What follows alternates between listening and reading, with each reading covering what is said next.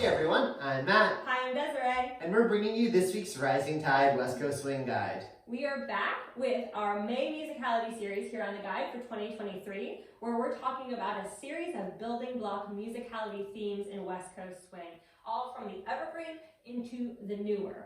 And so what we want to talk about today is maybe one of the very most, if not among the most evergreen topics in West Coast swing musicality, and that is the art of phrasing.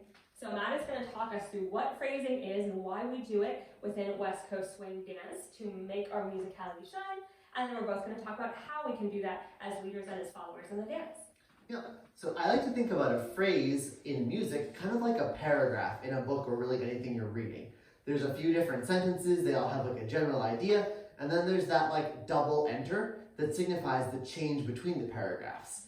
Now, typically in music, that change between the paragraphs is preceded by a build-up and then a little bit of a drop in energy after with a large accent. And so we can look musical in our dancing by having some sort of build-up, some sort of accent, and then eventually also resolution after that.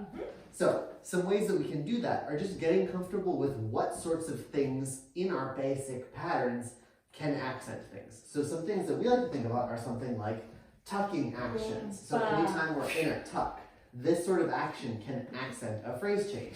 Something like a turn, doing something like our basic inside turn, that can accent something like a phrase change. Or even something like a sharp stop can also accent a phrase change. So followers, obviously the leader needs to choose the pattern for the most part that we're doing. So if the leader does a tuck, that's great. And we can think of this tuck as hitting the phrase change. But what you can do to make it even more clear that you are dancing together musically and that you hear the phrase change is, even if the leader doesn't notice the phrase change happening, doing something big in your body to show that you see it. So make sure that you're shaping, you're styling, the way you intentionally dance helps the leader make that moment really resonate.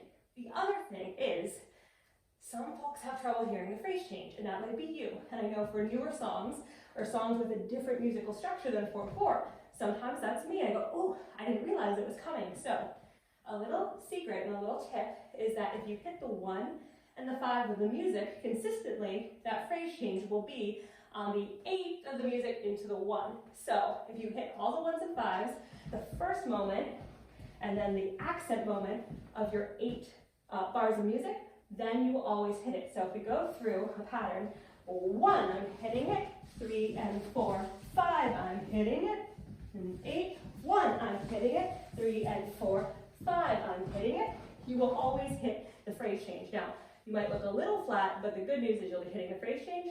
Tune your ears, and make sure to accent followers with your leaders. Leaders, practice your moves, then hit the phrase change, and you'll be all set. That was your guide. Thank you everyone for tuning in. If you like this video, be sure to give it a thumbs up, subscribe to our YouTube channel, like our Facebook page, and check out our website and online store linked in the description. Bye!